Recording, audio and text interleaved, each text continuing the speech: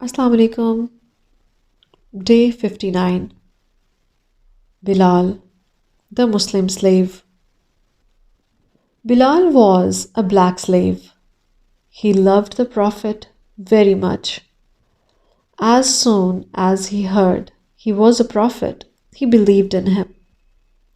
The fast spread of the new religion was worrying some stubborn, evil men very much. The idol worshippers gathered together. They discussed this matter at length. Finally, they made a decision. The decision was to do harm to those who believed in the Prophet. The master of Bilal was also an idol worshipper. He was without mercy. He had learned that Bilal had become a Muslim. He first left Bilal hungry and thirsty so that he would leave his new religion. Bilal did not fall into that trap. Next, he tied a rope around his neck and started dragging him around. Bilal easily resisted these tortures because he loved Allah and the Prophet so much. His master was amazed but also full of hatred. One afternoon, he laid Bilal on the burning sands. He placed a heavy piece of stone on his stomach and said, tell me that Muhammad is not a prophet. Sallallahu alaihi wasallam. Tell me that you worship the idols, not Allah. Bilal was moaning from the pain on his back and on his belly.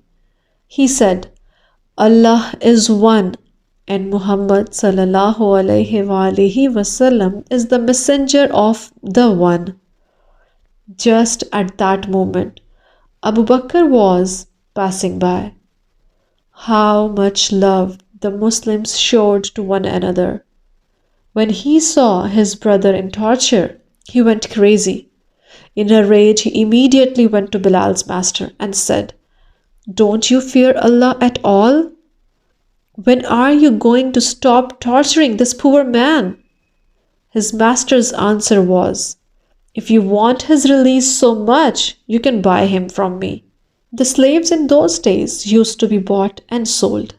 Once a slave was bought, he would become the slave of the new master. Abu Bakr asked, in return for Bilal's freedom, what price do you want?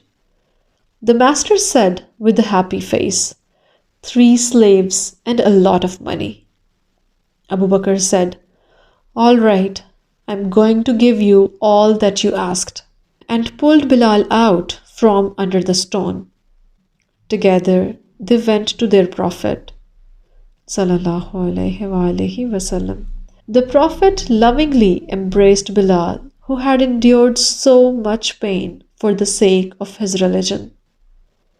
He later turned to his friend Abu Bakr and asked, has he become your slave now?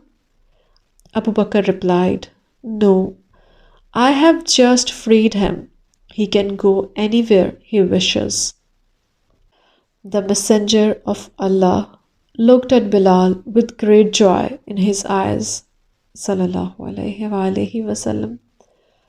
There was no one who could be happier than Bilal at this moment. In the days ahead, the Prophet was going to give him an important, special duty. Because Bilal had a beautiful voice, he was going to be the first muezzin to call the Muslims to prayer by reciting the azan.